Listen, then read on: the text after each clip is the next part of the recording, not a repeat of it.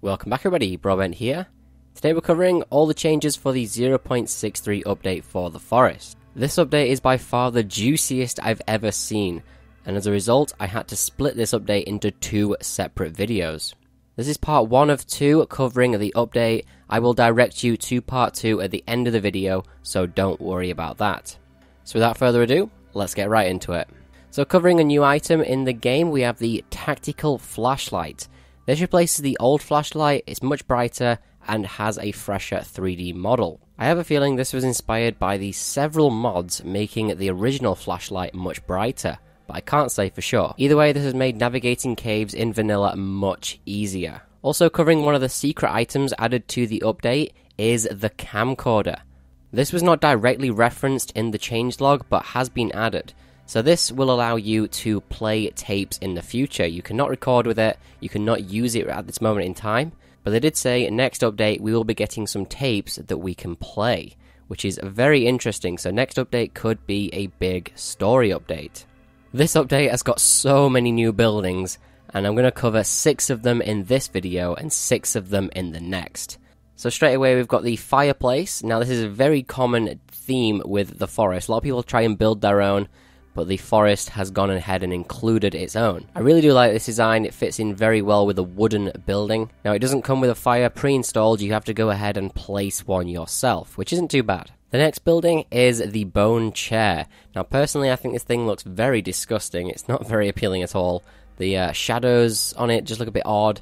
It looks very fragile, like if you sit on it, it would just fold and collapse. But either way, I do like to see a little bit of variety, and this is a great addition. Next up, we've got a new item for lighting in the game. This is the Bone Chandelier. Finally, we can stop overusing the skull lamps. Those things are so repetitive now. This chandelier does look very good. However, if you place it in a normal one-high normal roof, your head will clip through it if you walk under it. I'm not sure if this was intentional or if this is an issue that they must address, but you should be fine if you build it in a 2-wall high room. We've also gone and got a bone frame and a stick frame. I don't really know the purpose of these things yet, but you can kind of place a Timmy drawing on them, but we all know how difficult they are. You can't place anything in them yet. I'm not sure if they're going to address that in the future, but it's kind of just like a piece of skin on the wall at the moment. Next up is another furniture item, the couch. So this is primarily made out of logs and has a deerskin finish to the seats. You can very easily fit one person on, which you would expect. However, in multiplayer, getting a few people on is quite fiddly. You can get 2 people on, however they merge into each other slightly. You can also kind of get them sitting perfectly sometimes, but the chances are very low. The table has gone ahead and got a little brother, the small table. This table is probably about half the size in all dimensions. You can pop this thing in front of the couch and it will make a very nice living room. I'm really liking all these furniture items that they're adding to the game. It just makes the game feel a bit more complete. Next up, we've got 5 new sound effects. So now whenever you fire an arrow at a piece of plane wreckage for whatever reason, you will have an impact noise.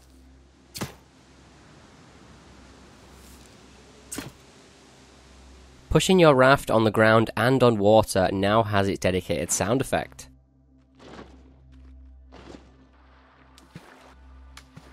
Exploding male and female mutants now have their own impact sound event.